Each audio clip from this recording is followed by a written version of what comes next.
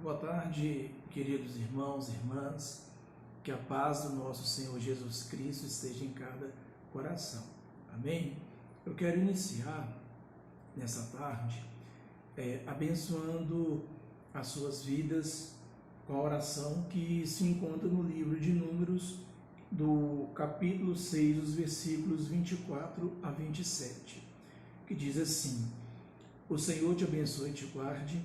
O Senhor faça resplandecer o seu rosto sobre ti e tenha misericórdia de ti. O Senhor sobre ti levante o teu rosto e te dê a paz. Que Deus abençoe a todos. Nessa tarde eu quero falar sobre o tempo, remindo o tempo. E nesses dias algo me chamou muita atenção a respeito desse tempo. O que nós temos feito com o tempo que Deus tem nos dado nessa quarentena, nesses dias em isolamento. Se não formos sábios, esses dias que são dias ociosos, eles se tornam prejudiciais à nossa saúde. E a Bíblia considera esses dias ociosos, esses dias que nos traz malefícios, como os dias maus, E tendo oportunidade, passando ali um local muito conhecido nosso aqui de Belo Horizonte, da Grande BH, na orla da Lagoa da Pampulha, muitas pessoas se exercitando, muitas pessoas praticando exercícios, atividades para o corpo, para o físico, e de fato sabemos que proporciona um ganho muito bom para o nosso corpo, para a mente e para a alma, quando nós exercitamos. Então, não há nenhum mal quanto a esses exercícios, a essas atividades. Mas nós devemos nos preocupar da mesma forma que nós estamos preocupados com o nosso corpo, a alma, o espírito, para não entrarmos naquelas estatísticas de vidas sedentárias. Também nós devemos nos preocupar com a nossa vida espiritual, para que não entre também na estatística de pessoas com uma vida espiritual, porém sedentária. E a Bíblia, ela qualifica essa vida nessa condição. A Bíblia chama de pessoas muito fracas, muito doentes e muitos que dormem, muitas pessoas que estão num estado de dormência, de sono. O apóstolo Paulo, ele cita isso na primeira carta aos Coríntios 11:30.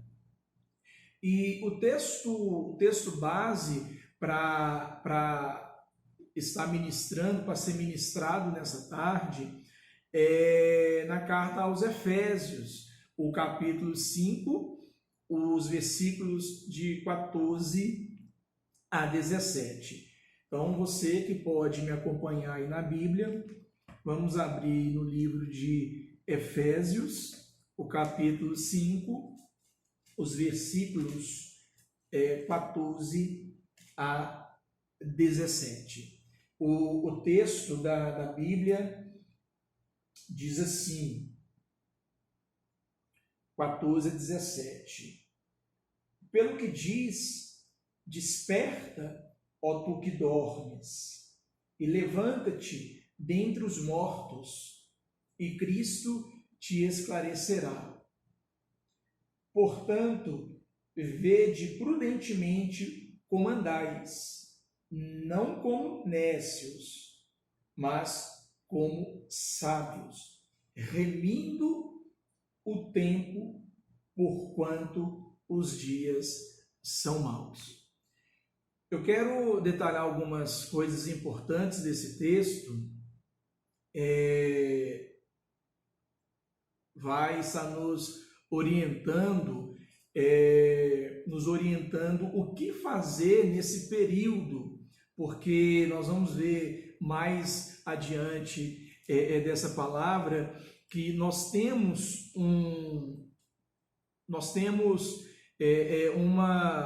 uma ordem do Senhor para que sejamos administradores do tempo.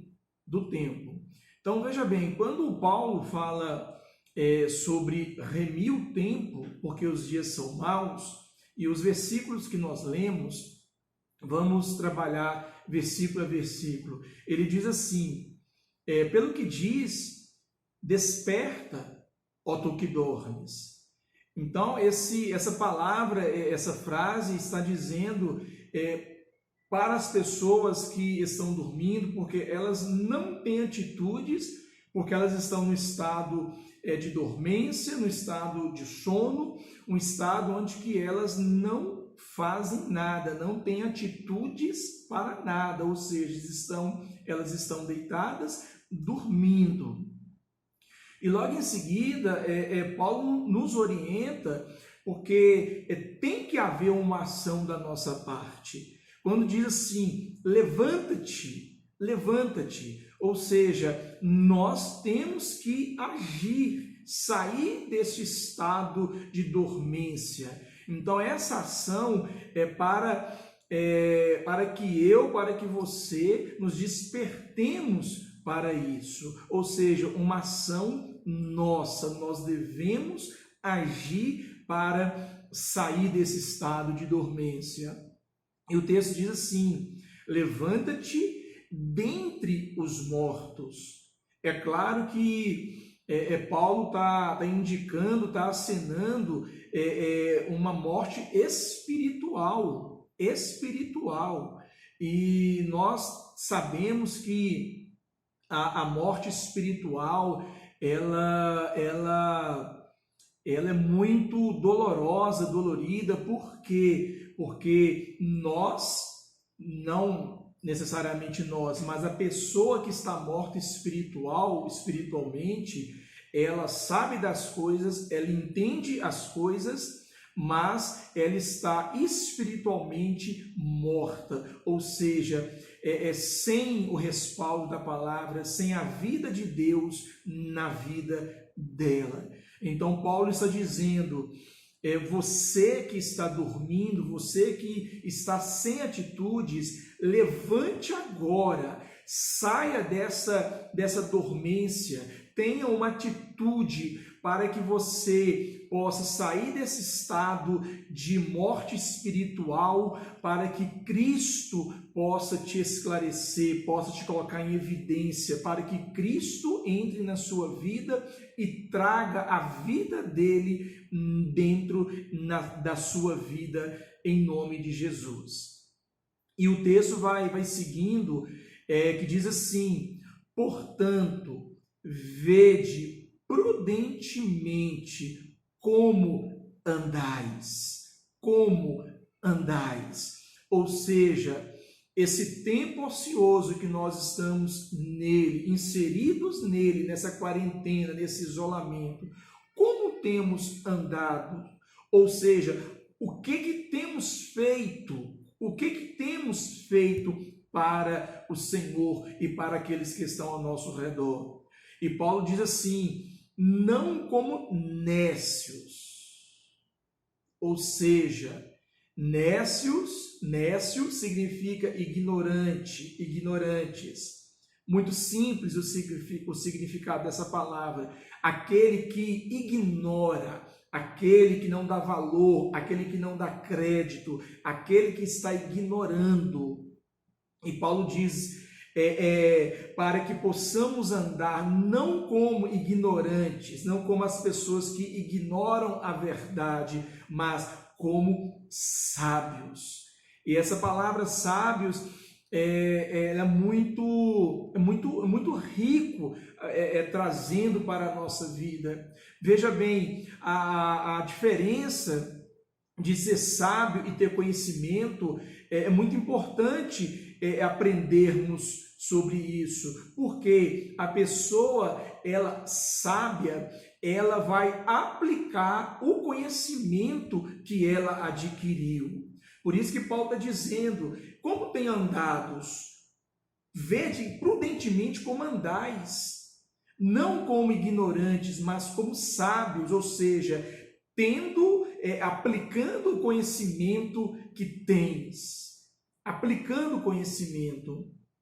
E Deus fala no meu coração agora, me faz lembrar de Salomão.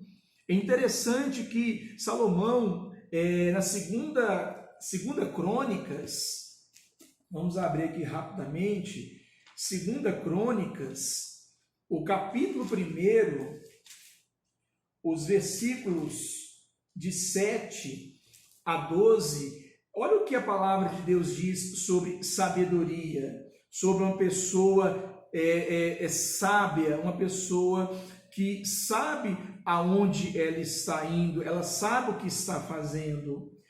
O capítulo 1, versículo 7 de 2 Crônicas. Naquela mesma noite, Deus apareceu a Salomão, vou levantar um pouco aqui a Bíblia. Naquela mesma noite, Deus apareceu a Salomão e disse-lhe: pede o que quiseres que eu te dê. E Salomão disse a Deus: tu usaste de grande beneficência com Davi, meu pai, e a mim me fizeste rei em seu lugar. Agora, pois, ó Senhor Deus, confirme-se a tua palavra dada a Davi, meu pai, porque tu me fizeste rei sobre um povo numeroso, como o pó da terra. Dá-me, pois, agora sabedoria e conhecimento. Entenda que ele não pediu conhecimento e sabedoria, ele pediu sabedoria e conhecimento. E olha o que aconteceu na vida de Salomão. O texto diz ainda, para que possa sair e entrar perante este povo. Porque quem poderia julgar a este teu tão grande povo? Então Deus disse a Salomão: porquanto houve isso no teu coração, e não pediste riquezas, fazenda ou honra, nem a morte dos que te aborrecem, nem tampouco pediste muitos dias de vida. Me pediste para ti sabedoria e conhecimento, para poderes julgar a meu povo sobre o qual te pus rei. Agora olha o que acontece com Salomão. Sabedoria e conhecimento te são dados, e te darei riquezas e fazenda e honra, qual nenhum rei antes de ti teve, e depois de ti tão não haverá. Ou seja, a sabedoria, ela é a aplicação do conhecimento, Então, não peça a Deus riquezas, honras, não peça a Deus para aqueles que te aborrecem, não. Peça a Deus sabedoria e conhecimento, porque Ele te conduzirá no caminho de triunfo e de vitória nele. Amém, igreja? E finalizando o texto de Efésios, que é o que eu quero trabalhar nessa tarde no coração de vocês, remindo o tempo, porquanto os dias são maus. O que é remir o tempo? O que é remindo o tempo? Em outras traduções, significa aproveitar cada oportunidade. ter poder sobre o nosso tempo, resgatá-lo e usá-lo para as coisas que são verdadeiramente importantes. Então, diante dessa palavra, eu lanço uma pergunta. Tem remido o seu tempo nessa quarentena? Tem remido o tempo nesses dias?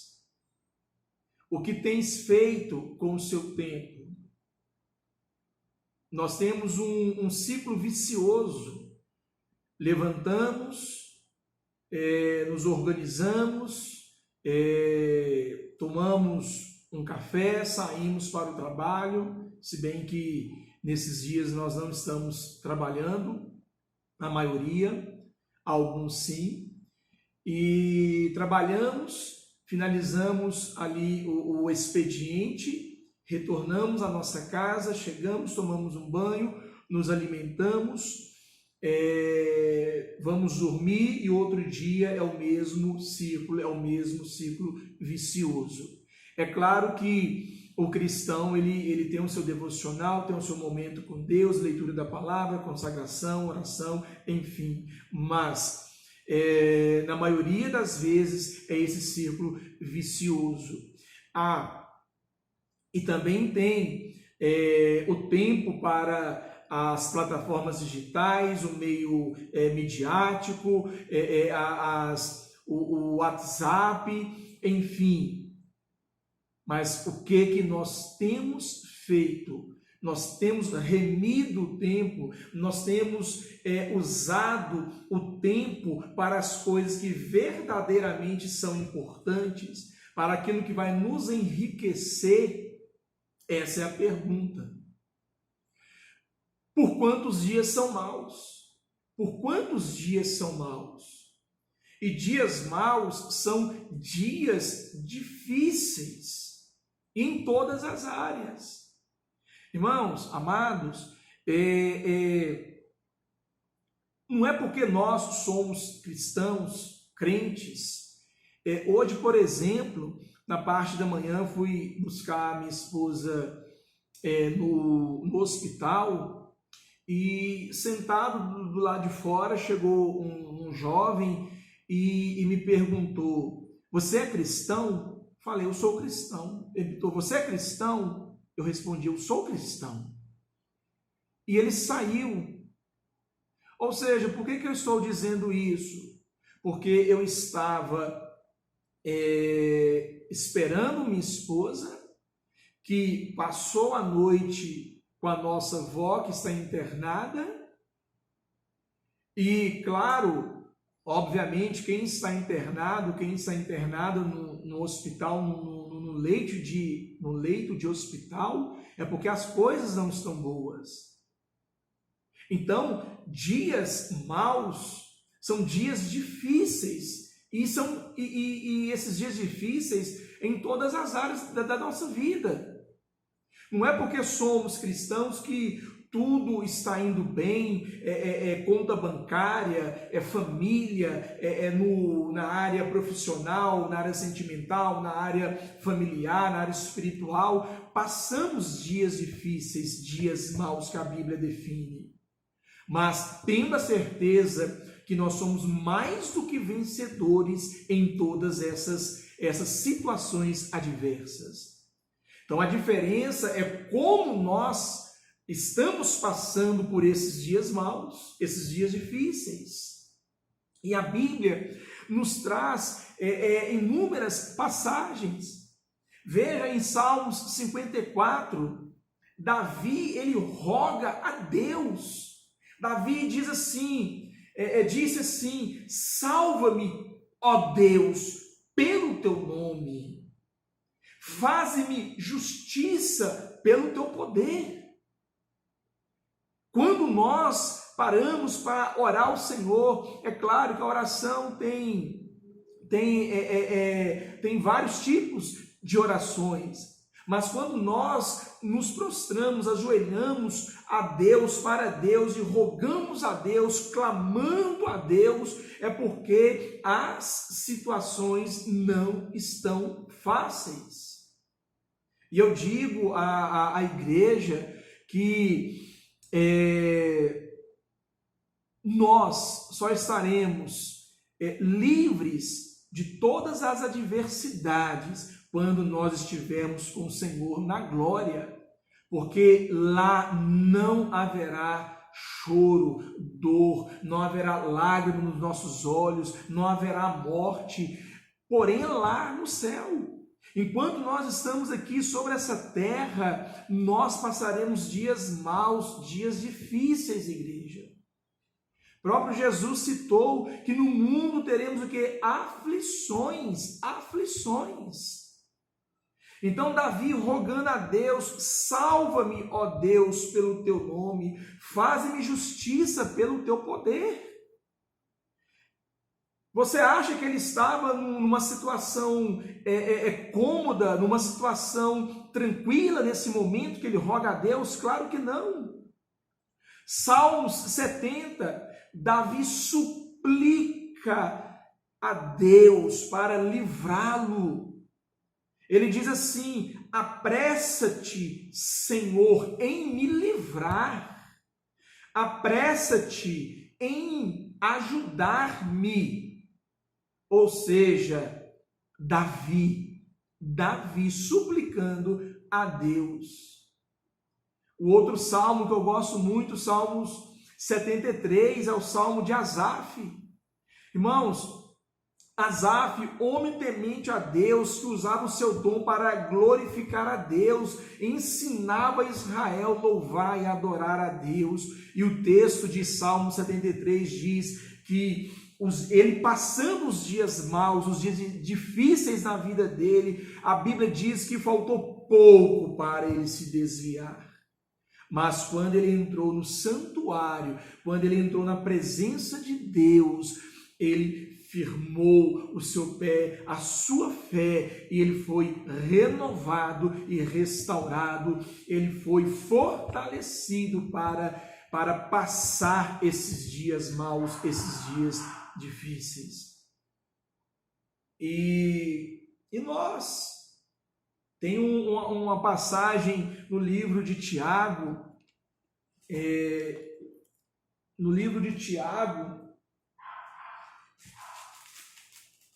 Tiago capítulo 5, o verso 17, diz assim: Elias era homem sujeito às mesmas paixões que nós.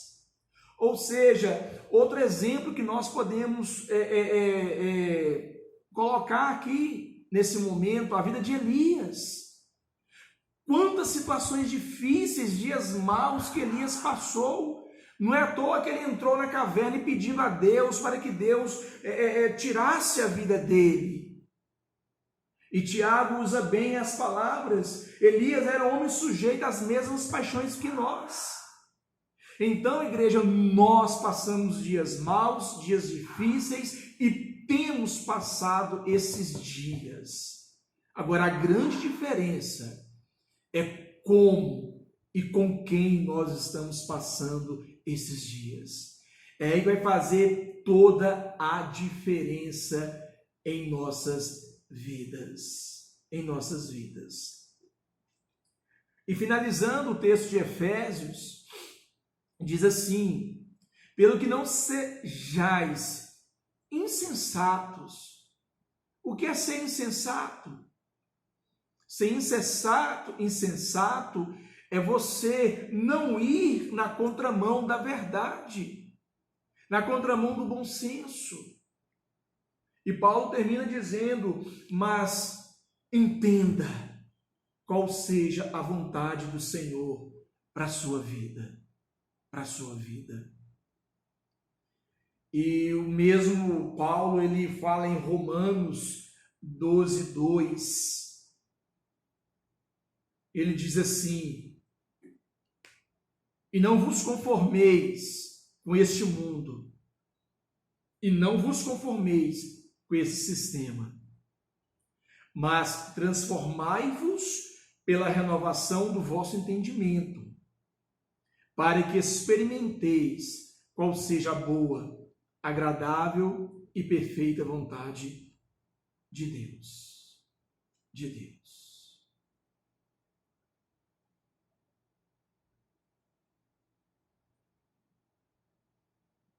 Então, eu quero te perguntar, como tens andado? Como tens andado? E contextualizando para as nossas vidas, literalmente, como tem sido a nossa rotina? Como nós temos administrado esse tempo? Esse tempo. É interessante falar de tempo. Nós sabemos que o tempo de Deus não é o nosso tempo. Nosso tempo, ele é em milésimos de segundos, minutos, horas, é dia, semana, meses, anos. Mas o tempo de Deus não é esse, nós sabemos. Mas como tem sido a nossa rotina? Será se nós estamos ainda nesse ciclo vicioso? Será se nós temos aproveitado cada dia para nos aproximar mais do Senhor, da nossa família, dos nossos filhos? Como nós temos administrado o tempo? No primeiro livro de Coríntios, 1 Coríntios 4, capítulo 4, versículos 1 e 2, o Senhor, ele nos considera como mordomos dele. Ou melhor dizendo, é o nosso ofício. É o nosso ofício. Porque se nós achamos que temos alguma coisa, nós estamos enganados. Nós não temos nada. Nem a nossa vida é nossa. Porque a nossa vida pertence a Ele. Foi Ele quem soprou em nossas narinas o fôlego de vida. Ele que nos fez nascer, crescer, e estamos aí até a vontade dele de nos chamar dessa terra. Então, eu e você, nós somos mordomos para administrar aquilo que o Senhor colocou em nossa mão. E uma das coisas que o Senhor colocou na nossa mão é algo de muito valor, de muito valor, que é o tempo. Esse 1 minuto, esse 1 segundo, esse milésimo de segundo que você perdeu agora, nunca mais você recupera.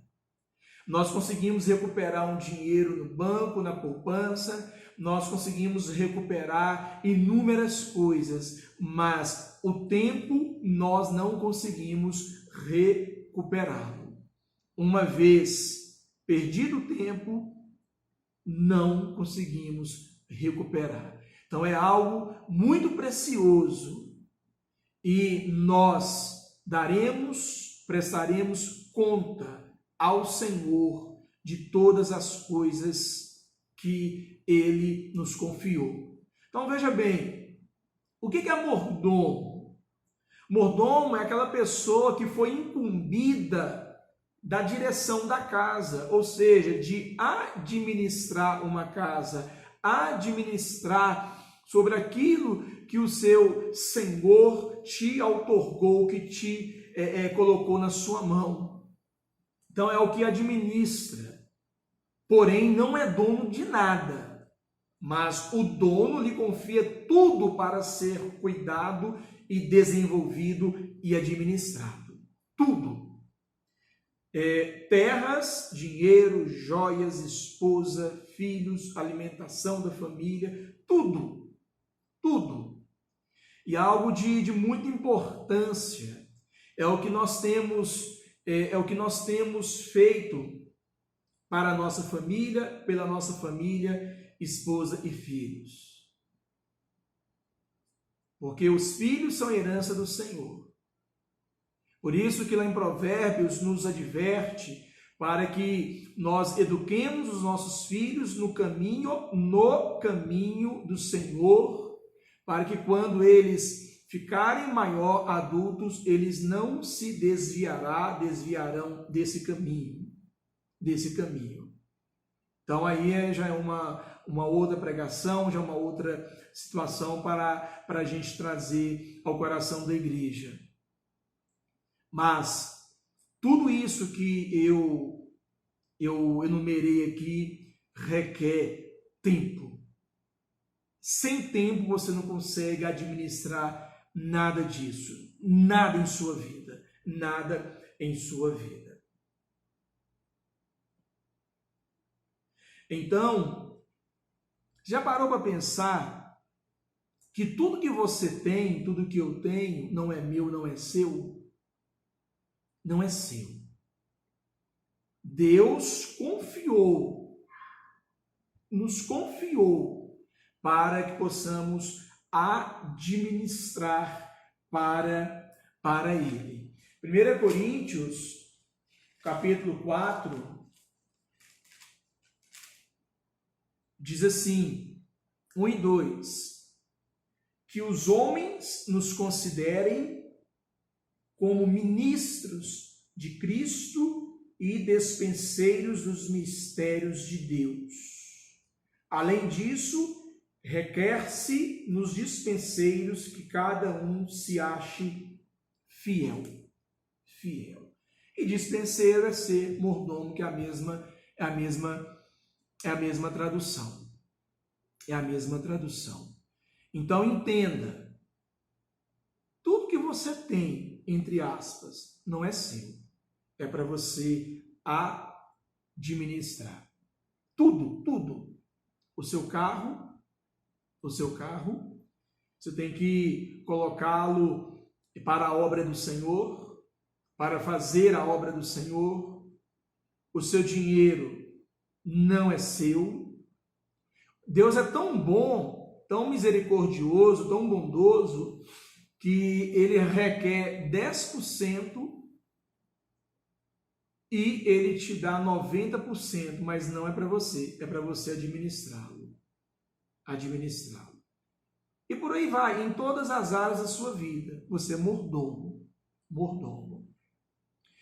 Eu quero trazer rapidamente 4 exemplos para entendermos mais sobre essa mordomia. Eliezer, servo fiel de Abraão, além dele ter cuidado dos seus bens, ele também cuidou da família de Abraão. Foi Eliezer que o seu senhor Abraão mandou buscar a esposa para o seu filho. Então, olha a responsabilidade que temos sobre a nossa família. É por isso que nós devemos orar para a nossa família, para o nosso lar, para a nossa casa. O segundo exemplo, José, dispensa comentários. Está lá de Eliezer é Gênesis 24, 2 e de José, Gênesis 39, 4 e 6. José foi confiado em suas mãos tudo que tinha Potifar, tudo. E sem contar que Deus o honrou tanto que o colocou como governador do Egito. Lembra da sabedoria que Salomão pediu a Deus, de sabedoria e conhecimento? E isso trouxe riquezas para Salomão, da mesma maneira na vida de José. José, ele foi fiel, ele foi sábio, teve conhecimento o tanto que Deus abençoou a vida dele. Tudo que ele fazia, a Bíblia diz que Deus o abençoava. Tudo que ele colocava a mão, Deus o abençoava. Paulo, o versículo que nós lemos agora de 1 Coríntios, Paulo, ele compreendeu o propósito de Deus em sua vida. E o exemplo clássico que nós temos que sempre ter para as nossas vidas é Jesus. Porque o centro da Bíblia o cerne da Bíblia é Jesus. Então Jesus veio ao mundo para cumprir o propósito do Pai e ele executou fielmente esse propósito. Então veja bem, a nossa função, o nosso papel, eu gosto de usar essa frase, o propósito pelo qual o Senhor nos confiou, foi de sermos mordomos fiéis e não proprietários. No livro de Gênesis, capítulo 2, os versículos 15 em diante, a Bíblia nos mostra isso. O texto vai dizer: tomou, pois, o Senhor Deus ao homem e o colocou no jardim do Éden. Foi para repousar, para dormir, para ficar de forma ociosa? Claro que não. Foi para cultivá-lo e guardá-lo. Ou seja, ele precisou de tempo para cultivar e para guardar o jardim de Deus, que Deus havia dado essa incumbência para o homem. E o Senhor lhe deu essa ordem: de toda árvore do jardim comerás livremente, mas da árvore do conhecimento do bem e do mal não comerás. O homem, ele tinha ordens de coisas que eram permitidas, de coisas ordenadas e de coisas proibidas. E Deus, ele abençoou o homem para ser fecundo, para multiplicar e dominar sobre todas as coisas. Então, chegando ao final da mensagem, eu quero dizer: entenda, você é um homem, uma mulher abençoado por Deus. Mas entenda o propósito pelo qual o Senhor te confiou as coisas que você hoje tem. Entenda isso. Deus te deu o poder de domínio, o poder de dominar, de fecundar sobre todas as coisas. Então, se o seu tempo está mal administrado, se organize. Se você não tem tido tempo para Deus, você tem que ter tempo para Deus. Porque se você tem tempo para WhatsApp, para Instagram, Facebook, se você tem tempo para ver novela, para ver futebol, se você tem tempo para ver Big Brother, Fazenda, se você tem tempo para ver coisas que não traz crescimento na sua vida, você tem que fazer como Paulo nos ordenou, que a nossa mente seja renovada, que a nossa mente seja transformada, para que possamos experimentar qual seja a perfeita, boa e agradável vontade de Deus para a nossa vida. Não perca tempo. O Senhor, Ele vai te pedir conta do seu tempo. Como andais? Como tem andado? Seu tempo tem sido mais para quem? Para a sua família? Glória a Deus. Se você está tendo tempo para a sua família, eu tenho certeza que você está tendo tempo para Deus. Agora, se você não está tendo tempo nem para a sua família, posso te garantir que nem para Deus você está tendo tempo.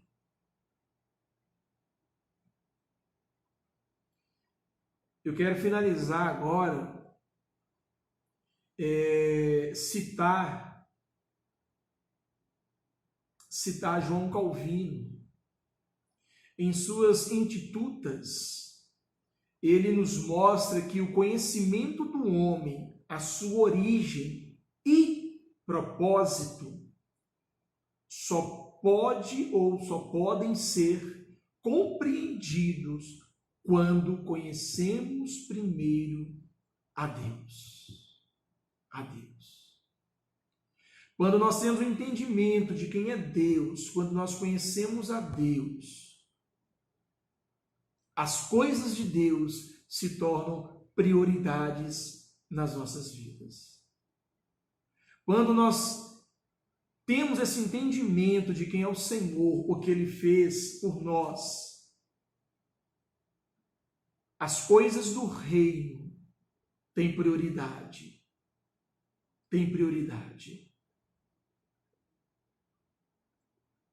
Como tens andado como nécios, ignorando as coisas, ou como sábios, remindo o tempo, aplicando conhecimento, aplicando conhecimento.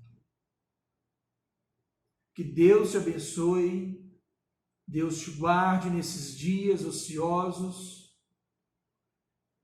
que você possa abrir o seu coração, a sua mente para o Senhor, para que verdadeiramente